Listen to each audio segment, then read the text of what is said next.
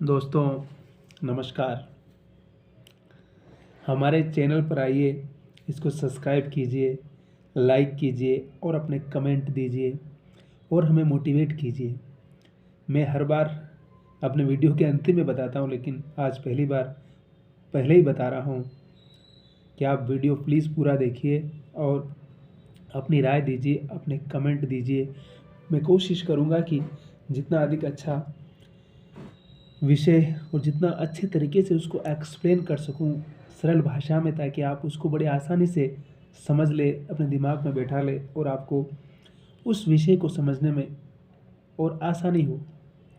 क्योंकि किसी बात को बहुत सरल तरीके से कहना और उसको समझाना, यही तो बड़ी बात होती है हमेशा। तो हम जितना भी यूट्यूब पे सुनते हैं, आजकल तो हमारा सुनने का सबसे बड़ा माध्यम यूट्यूब ही हो गया है।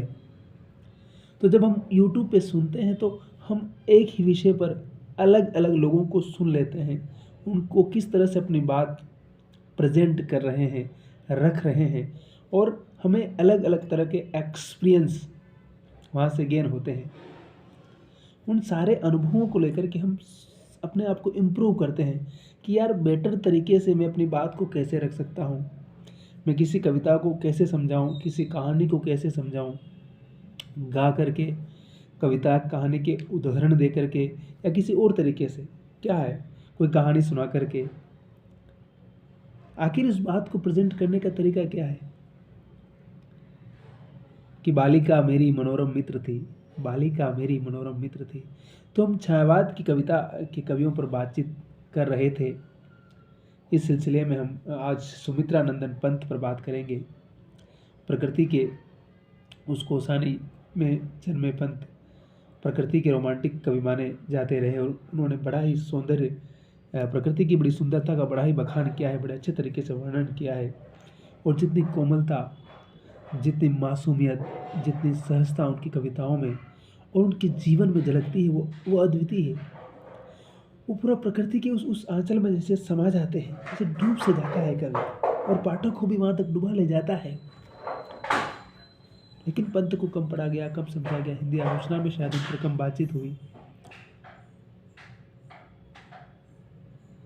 लेकिन उन्हें बहुत सारे पुरस्कार मिले, उनको सम्मान मिला और अपने समय में उनको बहुत ज़्यादा ख्याति मिली जितनी जिसके वो हकदार थे। उनका जन्म होता है 1900 में कौशाम्बी में, जो कि हिमालय की वादियों में है। प्रकृति का सूर्यमय माहौल उनको मिला और हिंदी साहित्य की जो छायावाद के 4 स्तंभ है, उसमें इनका नाम बड़े सम्मान के साथ लिया जाता है। हिंदी साहित्य के बड़े लेखक राजेंद्र यादव पंत के बारे में लिखते हैं कि पंत अंग्रेजी की रोमानी कवियों जैसी वेशभूषा में रहकर प्रकृति केंद्रित साहित्य लिखते थे। जन्म के बाद 6 घंटे के भीतर उन्होंने अपनी माँ को खो दिया। पंत लोगों से बहुत जल्दी प्रभावित हो जाते थे। महात्मा गांधी से प्रभावित थे, मार्क्स से प्रभावित होकर रचनाएं लिखी, विलियम वर्ड्सवर्थ से प्रभावित थे। अमिताभ बच्चन को अमिताभ नाम उन्होंने ही दिया था, जिसको हम आज सदी का महानायक कहते हैं अमिताभ बच्चन। उनको अमिताभ नाम सुमित्रा नंदन पंत साहब ने दिया था, क्योंकि अमिताभ बच्चन के पिता हरिवंश राय बच्चन खुद बड़े रचनाकार थे, अपने ज़माने के बड़े कवि थे। तो ये मित्र थे आपस में। तो अमित जी शायद वहीं पैदा हुए थे, इलाहाबाद में पैदा हुए अमित जी, ये भी इलाहाबाद में ही रहते थे। तो नामकरण की बारी में इन्होंने उनको नाम दिया। इनको पद्म भूषण, ज्ञानपीठ, साहित्य अकेडमी तमाम पुरस्कार मिले और उन्होंने काफ़ी लंबा लिखा और 1997 में इनकी मृत्यु हो जाती है। को उत्तराखंड में इनका जन्म हुआ, मैंने बताया, जैसा कोसानी इसको कहते हैं। इसकी रचनाएं हैं वीणा, पल्लव, चिदम्बरा, युगवाणी, लोकायतन, युगपत, स्वर्ण किरण, कला और बूढ़ा चांद। गीत लिखे, अच्छी खासी पढ़ाई की इन्होंने। आंदोलन जिसके बारे में कहते हैं वो रहस्यवाद और प्रगतिवाद और छायावाद के रूप में जाने जाते हैं। फिर देखिए कोसानी में जन्म होता है, फिर बनारस वाराणसी आ जाते हैं और जय नारायण हाई स्कूल में इनकी पढ़ाई लिखी होती है, क्योंकि इनके पिता काफ़ी ठीक ठाक चाय के बागान के मालिक थे वहाँ पर और काफ़ी ठीक ठाक परिवार से बिलोंग करते थे, तो इनको पढ़ने लिखने का मौका मिला। इलाहाबाद के मेयोर सेंट्रल कॉलेज में प्रवेश लिया। 1921 में फिर ये नॉन कॉर्पोरेट मूवमेंट, असहयोग आंदोलन में भी शामिल हुए। देखिए उस दौर की बात की, उस दौर के लगभग हर रचनाकार कहीं न कहीं उस भारतीय स्वतंत्रता के आंदोलन में अपना कहीं न कहीं योगदान देते हैं और उससे प्रभावित होते हैं, उससे रचनाएँ लिखते हैं। हर कोई रचनाकार उससे प्रभावित है, बड़ी अच्छी बात है। और छायावाद का तो पूरा आंदोलन ही उसी प्रतिरोध के स्वर में होता है। तो इसलिए ये बड़ी अच्छी और खूबसूरत बात है, और कि किस तरह से रचनाकार अपने समाज की घटनाओं प्रतिघटनाओं से प्रभावित होते हुए उसमें अपना हस्तक्षेप करता है, उसमें अपना इंटरफेयर करता है। प्रकृति की गोद में पैदा होने वाले पिता गंगनाथ उस समय कौसानी के चाय बगीचे के मैनेजर थे। संस्कृत हिंदी के जानकार थे वो खुद, अंग्रेजी के। उन्होंने हिंदी कुमायूनी में कविताएं लिखी। तो इस तरह से उनका पूरा बचपन कह सकते हैं कि एक अच्छा इनको इन्वायरमेंट मिलता है पढ़ने लिखने का। और कौसानी में, वहाँ अल्मोड़ा में वो अच्छी जगह पढ़े भी थे। फिर सौंदर्य का और प्रकृति का सौंदर्य इतना अधिक मिला है इन्हें। कहते हैं कि आपका एटमॉस्फेयर किस प्रकार से आपकी मेंटलिटी का निर्माण करता है। अगर आप रेगिस्तान में पैदा होते हैं तो आपकी मेंटलिटी अलग तरह की होती है। आप प्रकृति के उस सुरम्य वातावरण में पैदा हुए तो आपका दिमाग उसी तरह का है। और कहा जाता है कि जब इनके जो बाल लंबे लंबे बाल रखे ना पंत जी ने, उनके बारे में कहा जाता है कि नेपोलियन से प्रभावित हुए थे बाद में। और नेपोलियन से इतना प्रभावित हुए थे कि नेपोलियन से प्रभावित होकर के इन्होंने अपने बाल भी लंबे लंबे कर लिए। आप देखिए फोटो में देखेंगे, यूट्यूब में जाकर के, गूगल में जाकर के पंत जी के तो फोटो। और उनके बारे में कहानी भी चलती है कि कहीं वो कविता पाठ करने गए थे और मतलब उनका चेहरा इस प्रकार एकदम कह सकते कि स्त्रीण था, महिलाओं की तरह लगता था। तो कई बार लोग उनको पहचान नहीं पाते थे शुरू में उस ज़माने में, क्योंकि उस ज़माने में इतनी सारी चीज़ें नहीं थी कि आदमी एक्सपोज हो।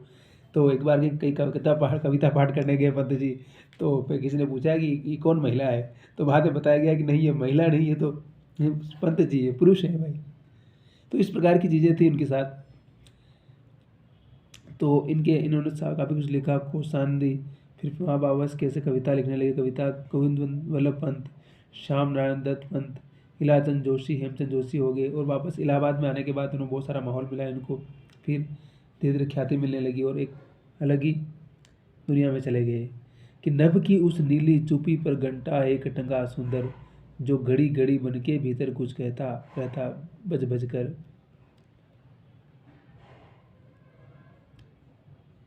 मैंने बताया था कि 1921 में उन्होंने भारत छोड़ो मूवमेंट में भाग लिया। 1930 में नमक सत्याग्रह के समय भी केंद्रित होने लगा, वो भी तभी उन्होंने अपना कुछ न कुछ योगदान दिया। फिर ग्राम जीवन का उन्होंने बहुत सुंदर वर्णन किया। जैसे हमने बताया कि उनकी कविताएं ग्राम जीवन का उनको बहुत बड़ा कवि माना जाता है।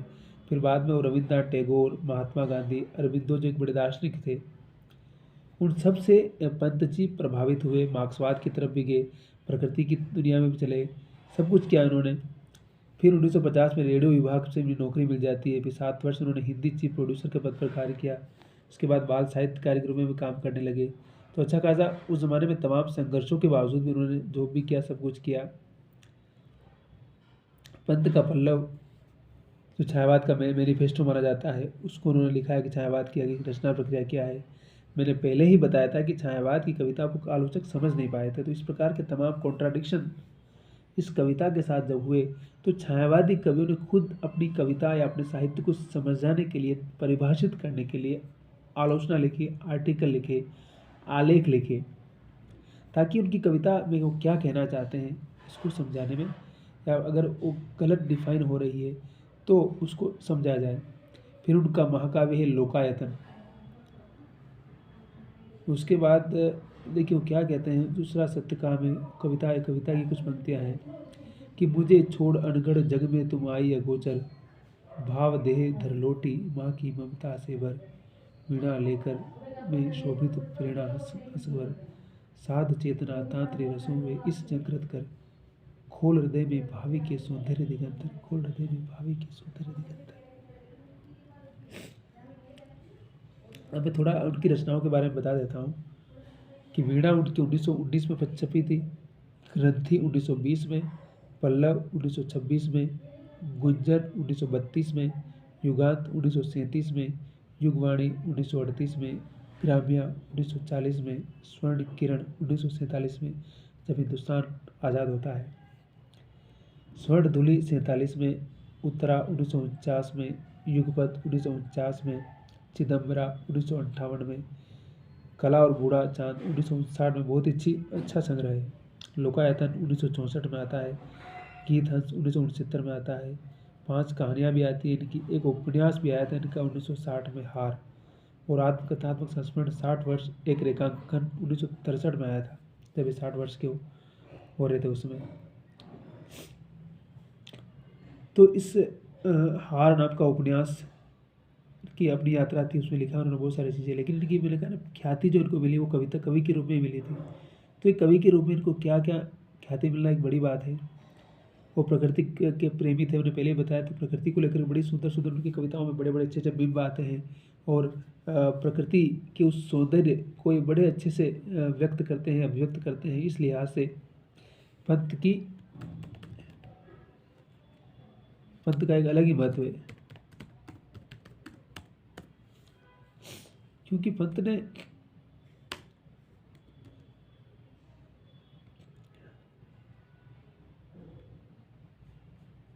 जो रचनाएं लिखी, जो कविताएं लिखी, वो मैं पहले ही बता रहा था कि किस प्रकार से प्रकृति के उस सूरम्य वातावरण से प्रभावित है। उन पर मार्क्स का प्रभाव है, फ्रायड का प्रभाव है, फिर प्रगतिशील लेखक संघ से जुड़े अपने समय के तमाम रचनाकार, शमशेर, रघुपीत साय, अरविंद, उन सब से इनका अच्छा खासा संबंध था। और इलाहाबाद तो आप जानते हैं कि उस ज़माने का बड़ा एक साहित्य का बड़ा केंद्र हुआ करता था, जहाँ उस दौर के बड़े सिर्फ साहित्यकार ही नहीं बल्कि स्वयं जवाहरलाल नेहरू और उस दौर के तमाम राजनेताओं में मंथन विमर्श चलता था, और राजनीति का केंद्र भी था।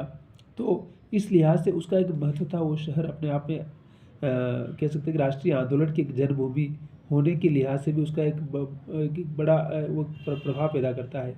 तो पंत की कविताओं में इस सब चीज़ें आती हैं, और पंत अपने समय के तमाम बड़े लोगों से मिलते रहे, जुलते रहे, तो वो प्रभाव भी उनकी कविताओं में दिखता है। फिर वो क्या कहते हैं अपनी कविताओं में, देखिए कि अखिल यौवन के रंग उभार, हड्डियों के हिलते कंकाल, खोखला इधर जन्म लोचन मुदती, उधर मृत्यु क्षण क्षण। कहे कि जीवन जी तू क्यों रोता रहता है हमेशा। सुंदर है वेग सुमन सुंदर, मानव तुम सबसे सुंदरतम। वह चाहते हैं कि देश जाति और वर्ग में विभाजित मनुष्य को केवल एक ही पहचान हो, मानव। कि सुंदर है वेग सुंदर सुंदर, मानव तुम सबसे सुंदरतम। ऐसा कहते हैं पंत कि मनुष्य तुम तमाम तरह की सीमाओं से बाहर निकल करके अपने आप को ऐसे मनुष्य के रूप में ही स्थापित करो, या मनुष्य के रूप में ही अपनी पहचान बनाओ। तुम इस प्रकार की छोटी छोटी सीमाओं, क्षुद्रताओं से बाहर आओ। और कवि का तो काम ही होता है क्षुद्रताओं से बाहर, पाठों को बाहर ले जाने का। उनकी कविता है याद कि विदा हो गई सांझ, विनत मुख पर जीना आंचल धर, मेरे एकांकी आंगन में मौन मधुर स्मृति भर। वह केसरी दुकुल अभी भी फराहा रहा क्षितिज पर, नव आषाढ़ के मेघों से गिर रहा बराबर अंबर, बराबर अंबर। ये कवि की ताकत ये होती है। देखिए, मैं बरामदे में बैठ लेटा शैया पर पीड़ित अव्यस्त, मन का साथी बना बादलों का विषाद है नीरव। साकेत यह स्वरूपता विषाद में यूं से उड़ उड़ कर, भावी के बहु स्वप्न भाव भाव बहु वशित कर रहे अंबर। देखिए, जो बार बार छायावाद में भी कहा गया कि प्रकृति की तरफ लौटो, क्योंकि आधुनिक काल में हम जितना अधिक टेक्नोलॉजी से लेस हो गए हैं, हमें तमाम तरह की बीमारियां, अवसाद, चिंता, अकेलापन, न जाने किस किस प्रकार की टेंशन होती है, क्योंकि हमारा प्रकृति के साथ है। जीवन का एक जो सहज जो रिश्ता था वो धीरे धीरे खत्म होने चला है। हम अपने आप को एक अलग ही दुनिया में ले आए हैं, और जब जीवन की स्वाभाविकता खत्म हो जाती है तो मनुष्य के भीतर का मनुष्य मरने लगता है, उसकी फीलिंग्स मरने लगती है। तो इसलिए कवि कहता है कि उसकी तरफ लौटो, प्रकृति आपको सब कुछ देगी, जीवन का सौंदर्य भी देगी, आपको अवसाद से, अकेलेपन से बाहर निकालेगी, और आपको जीवन की जो वास्तविक एक फीलिंग है जिसको कहते हैं ना जिंदगी जीना, उसका एहसास देगी वो। हम धन के पीछे इस प्रकार पड़े कि हम सब कुछ भूल चुके हैं। वो आचार्य शुक्ल ने कहा ना कि कविता की ज़रूरत हमेशा पड़ेगी मनुष्य को। तो मैं कहूँगा कि मनुष्य को प्रकृति की ज़रूरत हमेशा पड़ेगी, क्योंकि प्रकृति ही के कारण ही हम जिंदा है इस धरती पर, और उसने ही सृष्टि को संभव किया है। श्वास लेना, सूरज जिसे कहते हैं ना क्षत जल पावन गगन समीरा, तो ये सब हो प्रकृति, ये पंच तत्व है, तभी तो जीवन है। नहीं तो हम क्या, हम मिट्टी हैं, और मिट्टी ही वो कहा नहीं मिट्टी का घड़ा, उससे घमंड किस बात का, वो कल भी मिट्टी का था, आज भी मिट्टी का है और वो कल भी मिट्टी का रहेगा। तो मनुष्य भी उसी तरह है, लेकिन मनुष्य पता नहीं क्यों इतना घमंड करता है अपने आप पर, और उस घमंड के चक्कर में वो अपना सब कुछ खो देता है, जबकि मनुष्य को इतना घमंड करने की कहीं कोई आवश्यकता ही नहीं है। फिर क्या कह रहा है कभी आगे कि मुखर विरह दादुर पुकारता उत्कंठित भेरी को, बहिर्भार से भोर हनुमाता मेघ मुग्ध केकी को, आलोकित हो उठता सुख से मेघों का डबंचल, अंतरतम में एक मधुर स्मृति जग जग उठती प्रतिपल, जग जग उठती प्रतिपल, कंपित करता कक्ष धरा का गर गंभीर गर्जन स्वर, भूपर ही आ गया उतर शत धाराओं में अंबर, भीनी भीनी भाप सहज ही सांसों में घुल मिलकर, एक और भी मधुर गंध से हृदय दे रही है भर। कह रहा है कि प्रकृति किस प्रकार से बादल का आना, मधुर गंध का बढ़ना, उस पूरे उस बारिश के मौसम का जिक्र कर रहा है कि जब अकेला है, और प्रकृति कैसे हमें अपने अपने अपने मन का एहसास करवाती है, हमें जीवन के उस विस्तार बोध को भी ले जाती है। फिर वो कहते हैं कि नव आषाढ़ की संध्या में मेघों के नभ में कोमल, पीड़ित एकाकी शैया पर शत भावों से विवल, एक मधुरतम स्मृति पलभर विद्युत सी जलकर प्रज्वल, याद दिलाती मुझे हृदय में रहती हो तुम निश्चल, याद दिलाती मुझे हृदय में रहती हो तुम निश्चल। देखिए प्रेम भी अपने प्रेमिका को भी याद कर रहा है और बादल को भी याद कर रहा है और सबको याद कर रहा है, और जीवन की उस माधुर्य को कभी प्रकट कर रहा है। यही पंथ का विस्तार है और यही पंथ का छायावाद है। पंथ इसलिए हमें उस जीवन के उस विस्तार लोक में ले जाते हैं, हमें सामाजिक जीवन में ले जाते हैं, हमें सांस्कृतिक जीवन में ले जाते हैं, हमें अपनी परंपरा में ले जाते हैं और हमारे भीतर के आत्मविश्वास को मजबूत करते हैं। हमें ज़िंदगी को और ज़्यादा बेहतर कैसे जी सकते हैं, कैसे इसको बड़ा कर सकते हैं, कैसे इसमें अर्थ पैदा कर सकते हैं, उन सारी चीज़ों को बताने वाले पंथ। पंथ सिर्फ और सिर्फ कल्पना की कवि नहीं है, सिर्फ वो मनुष्य कि उस आत्मविस्तार को भी उतनी ही शिद्दत से व्यक्त करते हैं जितनी शिद्दत से व्यक्त करना है, और ग्राम्य जीवन की सुंदरता का बड़ा अच्छा वर्णन करते हैं। इसलिए हम जितना अधिक पंथ को समझने की कोशिश करेंगे, पंथ की कविता का लालित्य, संगीत, सरसता, गीतात्मकता, लयात्मकता सब समझ में आएगी।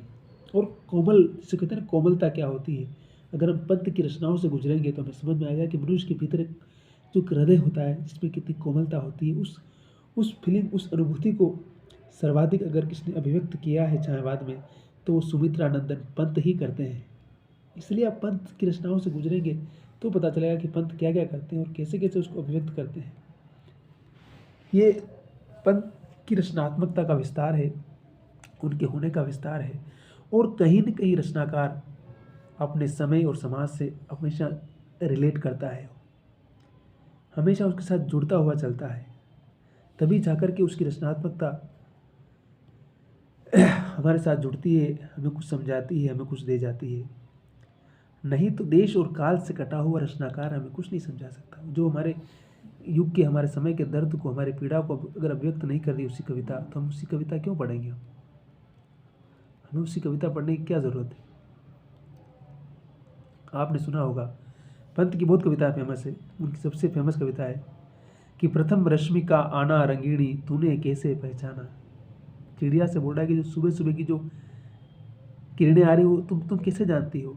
कहाँ कहाँ है बाल विहंगिनी, पाया तूने वह गहना, सोई थी तू स्वप्न नीड़ में, पंखों के सुख में छिपकर, ऊँग रहे थे घूम द्वार पर, प्रहरी से जुगनू नाना, शशि किरणों से उतर उतर कर, भू पर काम रूप नवचर, चूम नवल कलियों का मृदु मुख, सिखा रहे थे मुस्काना।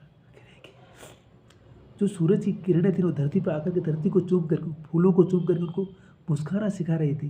देखिए प्रकृति का ऐसा सुंदर प्रत्य कर सकते हैं कि स्नेहहीन तारों के दीपक, श्वास शून्य थे तरु के पात। स्नेहहीन तारों के दीपक, जो तारे हैं ना, वो दीपक की तरह है, और श्वास शून्य थे, और जो पेड़ के पत्ते वो श्वास नहीं ले रहे, विचर रहे थे स्वप्न अवधि में, और सारे सपने इस धरती पर विचर रहे थे। तब तब ने था मंडप ताना, अंधेरे ने अपना मंडप तान रखा था। कूक उठी सहसा तरुवासिनी, गा तू स्वागत का गाना, किसने तुझको अंतर्यामिनी, बतलाया उसका आना, बतलाया उसका आना। ये पंथ की कला है कि गा तू स्वागत का गाना, किसने तुझको अंतर्यामिनी, बतलाया उसको उसका आना। और प्रथम रश्मि का आना रंगीणी, तूने कैसे पहचाना, प्रथम रश्मि का आना रंगीणी, तूने कैसे पहचाना। कहाँ कहाँ है बाल विहंगिनी, पाया तूने वह गाना। सोई थी तू स्वप्न नीड़ में, पंखों के सुख में छिपकर, ऊँग रहे थे घूम द्वार पर, प्रहरी से जुगनू नाना, प्रहरी से जुगनू नाना। ये है पंथ की ताकत। पंथ इसलिए हमारे साथ हमारे बीच नजर आते हैं और हमें अपने संसार में ले जाते हैं जहाँ प्रकृति है, जहाँ प्रेम है, जहाँ सौंदर्य है, जहाँ जीवन की विराटता है, व्यापकता है, और जहाँ पंथ का प्रकृति प्रेम, मनुष्य प्रेम, सौंदर्य प्रेम क्या क्या नहीं है। इसलिए पंथ हमारे बीच आकर के हमें उन सारे पलों से परिचित करवाते हैं। और क्या कविताएं लिखते हैं, और क्या अपने अपने भाव को अभिव्यक्त करना एक एक कला है वो, और वो एक बड़ा कवि ही कर सकता है।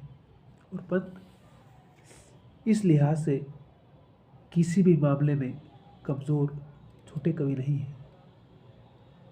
उनकी कविता अपने समय की लय और ताल को पकड़ती है, इसमें कोई शक नहीं है। एक दूसरी कविता है जग के उर्वर आंगन में। वो क्या कहते हैं कि जग के उर्वर आंगन में बरसों ज्योतिर्मय जीवन, बरसों लघु लघु तृण तरु पर, हे चिर अवयव चिर नूतन, बरसों कुसुमों में मधुबल, प्राणों में अमर प्रणय धन, विस्मित स्वर अधर पलकों में, उर अंगों में सुख यौवन, छू छू जग के मृत रज कण, कर दो तृण तरु में चेतन, मृमृण बांध दो जग का, दे प्राणों का आलिंगन, बरसों सुख मन सुखमा मन, बरसों जग जीवन के घन, दिशि दिशि में ओ पल पल में, बरसों संस्कृति की सावन, बरसों संस्कृति की सावन। ये है पंत की ताकत। पंत जीवन को हमेशा हमेशा चिर युवा मानने वाले कवि हैं।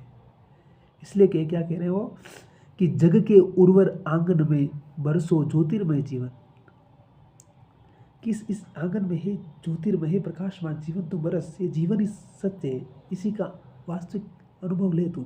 और बरसों लघु लघु तृण तरु पर, हे चिर अव्यय चिर नूतन, हमेशा चिर नूतन रहने वाले तृण, हे पानी तू बरस तू, और ये तरु हमेशा खिलते रहेंगे और जीवन की सुंदरता, जीवन की वास्तविकता का आभास हमें हमेशा कराते रहेंगे। इसलिए हमेशा बरस और हमेशा तुम्हारे पास आ। और वो जीवन की इस विराटता, इस वास्तविकता को बताने वाले पंत की कविता से जब हम गुजरते हैं तो ज़रूर हमें एक लय और ताल का एहसास होता है। देखिए, कविता का अपना एक संगीत होता है, कविता का अपना एक ताल होता है, कविता का अपना एक लय होता है। और कविता कहा जाता है कि कविता जितनी कही नहीं जाती उतनी कविता अनकही रह जाती है और शब्दों के बीच में होती है, जिसे पाठक जब पढ़ता है तो उसकी लय और ताल को पकड़ता है, उसको समझता है, उसके अर्थों को खोलता है। वो कि बरसों कुसुमों में मधुबन, क्या बोल रहा है कि फूलों के अंदर तुम मधुबन मिठास बन के बरस दो, और प्राणों में अमर प्रणय धन, और प्राणों में क्या अमर बन, प्रणय प्रेम का धन बनकर बरस दो। ये कवि की ताकत है। स्मृति स्वप्न अधर पलकों में, उर अंगों में सुख यौवन, स्मृति यानी कि चमक में, और सपनों में, अधर पलकों में, अधर होठ और ये पलकें, उर अंगों में सुख यौवन, और जो उर हृदय के जो अंग हैं, हृदय की जो अनुभूतियाँ हैं, उनमें सुख पैदा कर दूँ, यौवन का सुख पैदा कर, जीवन की उस उमंग को पैदा कर दूँ। जब बारिश होती, जब प्रकृति के अंदर ही सावन आता है, यौवन आता है, तो मनुष्य के जीवन में भी यौवन आता है। उस यौवन का हम कितना अनुभव कर पाते हैं, उसको कितना जी पाते हैं, वही हमें जीवन की वास्तविकता का, वही हमें आनंद का एहसास करवाता है। तो पंत उस प्रकृति के यौवन के साथ साथ मनुष्य के उस यौवन को, उस उत्ताल को अभिव्यक्त कर रहे हैं कि जीवन का सर्वश्रेष्ठ जो समय है उसको अगर हम अच्छे से जीते हैं तो हम बाकी जीवन को भी सर्वश्रेष्ठ अनुभूतियों के साथ जीते हैं, और हमारी जो स्मृतियाँ होती हैं हमेशा हमें जीवंत रखती है, जिंदा रखती है, और हमारे आत्मविश्वास को, हमारे सौंदर्य को, भीतर के सौंदर्य को और बाहर के सौंदर्य को परिपुष्ट और मजबूत करती है हमेशा। इसलिए क्या कहते हैं वो कि छू छू जग के मृत रजकण कर दो तृण तरु में चेतन। वो कह रहा है कि जितने भी धरती के जो मृत कण हैं उनको छू करके तो उनको जिंदा कर दे, उनको उनमें चेतना पैदा कर दे, और मृण बंद बंद दो जग का दे प्राणों का आलिंगन। जहाँ जहाँ भी मृत्यु बोध है वहाँ तुम एक प्राणों का बोध करवा के उसको प्राणों के साथ आलिंगन कर ले, उसको बांध ले, तो बरस सुख और जीवन में सुख बरसा तुम कि बरसो सुख बन सुख मावन, तो सुख बनकर बरस, और बरसो जग जीवन में गन के गन, हे जग जीवन के गन, हे जग जीवन के बादल तू बरस, और तू इतना बरस कि बस जीवन में सिर्फ सुख ही सुख बहता रह सकता, सबको दुखों से मुक्त कर दे तू। और दूसरी दिशा में ओ पल पल में, हर दिशा में और हर पल पल में तू क्या कर, बरसो संस्कृति के सावन। और संस्कृति यानी सृष्टि के निर्माण का जो सांस्कृतिक जो डेवलपमेंट होता है, जो जीवन का संपूर्ण विकास होता है, उसमें तुम सावन की तरह बरस, और हम तुम्हारा स्वागत करते हैं। तो पंथ को पढ़िए, हंसते रहिए, मुस्कुराते रहिए, खुश रहिए और आबाद रहिए, और हमारे चैनल पर आइए और उसको सब्सक्राइब कीजिए और हमें मोटिवेट कीजिए। हम आपके भरोसे कुछ न कुछ करना चाहते हैं, इसलिए हमेशा हमारा मनोबल बढ़ाते रहिए और जीवन का आनंद लीजिए। नेगेटिविटी को हमेशा हमेशा के लिए अपने जीवन से विदा कर दीजिए। शब्बा खैर, शुभ रात्रि, मस्त रहिए, कुछ न कुछ करते रहिए। जहाँ से कल हम जगे थे, उठे थे, वहाँ से आगे बढ़ना है। आज के दिन कुछ न कुछ हर दिन सीखना है, अपने आप को मोटिवेट रखना है, और जीवन में सीखना कभी नहीं छोड़ना है। जो सीखता रहता है वो एक दिन ज़रूर वो सब कुछ हासिल करता है जो उसको हासिल करना है। शब्बा खैर, मस्त रहिए।